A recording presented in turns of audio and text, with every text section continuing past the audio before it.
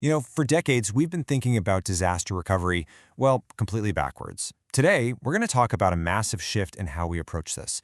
We're moving away from just trying to bounce back from a disaster and toward building businesses that are so darn resilient, they barely even notice the hit in the first place. So welcome. This is the very first part of an 8-part series, and it's all based on a really comprehensive guide from Virtualization Options LLC. We're breaking this down for IT managers and senior management because our goal here is to give you a clear, actionable roadmap to building a truly resilient organization. All right, let me start with a question that kind of flips the script on everything we've assumed for years. We've always treated disaster recovery as the cleanup crew, something you do after things go wrong. But what if the goal wasn't just to recover? What if it was to predict, to prevent, and to adapt before a disaster ever gets a chance to happen? That right there is the fundamental change we're diving into.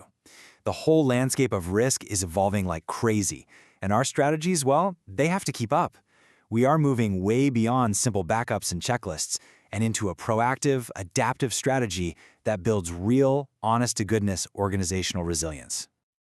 Now, to really get where we're going, we have to be brutally honest about why the old ways just aren't cutting it anymore. So let's take a hard look at the limits of being purely reactive.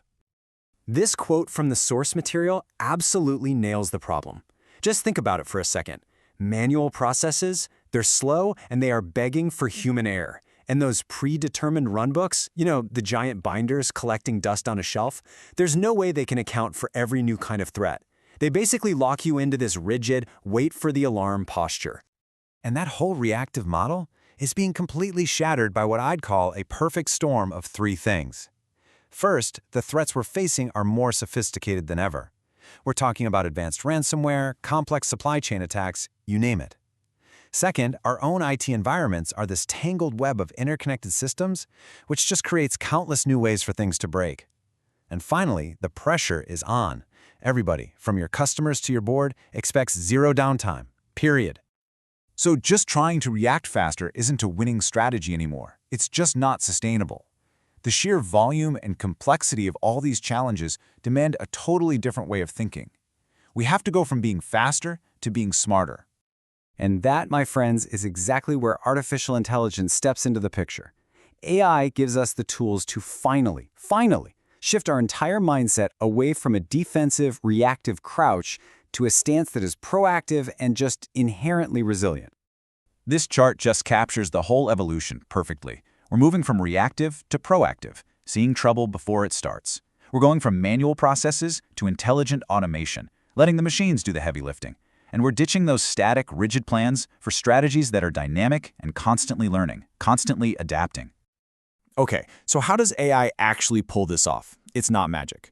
It really boils down to three core capabilities. First is prediction, using analytics to actually forecast potential system failures or security threats before they happen. Second is intelligent automation that can execute these incredibly complex recovery workflows. I'm talking automatically rerouting traffic, failing over databases, all without human delay or error. And third, you combine those two, and what you get is a truly adaptive strategy that learns and gets better over time. And please, hear this. This is a huge takeaway from the report. Integrating AI isn't just about bolting a new tool onto your old plan. No way. It's a complete reimagining of how your organization manages risk from the ground up. Okay, so we've seen the problem. We've seen the promise of AI. But how do you actually start building this thing? The report is really clear on this. You have to start with strategy, way before you even think about touching any technology. You can have the fanciest AI tool in the world, but it's going to fail if it isn't aimed at the right targets. A successful, resilient program isn't built on tech. It's built on a crystal-clear understanding of what the business actually needs to achieve. And that all starts with two absolutely critical metrics. The first is your recovery time objective, or RTO.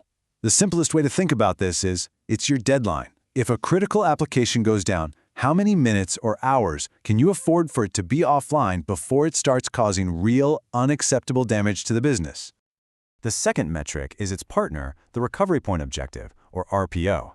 This one is all about your data. How much data can you actually afford to lose forever? An RPO of, say, 15 minutes means you have to be able to restore your systems to a point from no more than 15 minutes ago. An RPO of 24 hours that's a totally different ballgame. So here is the crucial point, the thing you have to get right. These two metrics, RTO and RPO, they are not just technical jargon for the IT department. They are the strategic foundation for everything. They will dictate every single decision you make about your infrastructure, your software, your budget, and all of your recovery procedures. The report makes this point so clearly. This intense focus on getting the strategy right first, it's completely intentional. And why? Because organizations that just rush out and buy a bunch of tech without doing this foundational work, they always, inevitably, run into huge problems down the road. We're talking misaligned goals, wasted money, you name it. So this first part was all about laying that critical foundation. Now, in the next 7 parts of this series, we're going to build on these principles. We'll cover everything from risk assessment and architecture to testing and governance. We're going to walk you through the entire process step by step. So I'll leave you with one final thought to chew on before our next explainer. Take an honest look at your current plans, your capabilities, and ask yourself, is your organization just built to react to failure, or is it truly engineered to be resilient? We'll see you next time to figure that out.